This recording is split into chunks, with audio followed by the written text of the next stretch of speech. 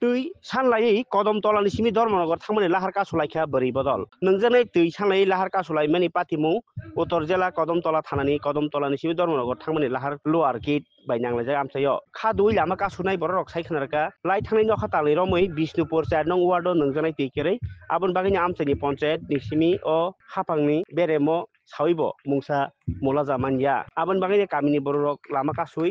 o tui sanlaikha lama kasuma jagao police নরনা থাংপানো মানলিয়া পাইথাক দরা কদমতলা পঞ্চায়েত সমিতির চেয়ারম্যান মিহির রঞ্জন দাস থাঙ্কা তাই ও জংজালগ্ন খনাওই দই রসেমি আংমা বাই গোबांमा মালখুং কচাবাইখা জলের লাগে কতদিন ধরে জল নাই এলাকাত এখন দেখতে দেখতে 2 মাস হয়ে যায় 2 মাস থেকে উপরেও হইতে পারে কিন্তু আমরা জল পাই না জলের লাগি এখন পঞ্চায়েতে কইলেও পঞ্চায়েতে ওইটা কোনো এলাও করে না কোন পঞ্চায়েত এটা এটা তো বিষ্ণুপুর 4 নম্বর ওয়ার্ড এখন তো আমরা এখন জলের লাগে এখন কত মানুষের ও যাও বস্তি যাও ওদিকে যাও কত টুকায় খামু ছোট ছোট মানুষের ঘরে বাল বাচ্চা এটা স্নান করবো না খাইব না অত পানি কই থাকি তারা পাইব এর লাগি জলের প্রবলেম কারণে আমরা এই রাস্তা ব্লক করে দিছি কতদিন ধরে এলাকার জল নাই জল তো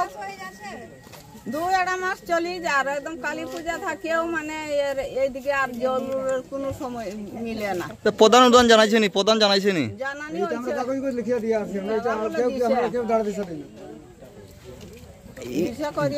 যেখানে রাস্তা অবরোধ করছে এই রাস্তাটার নাম কিটা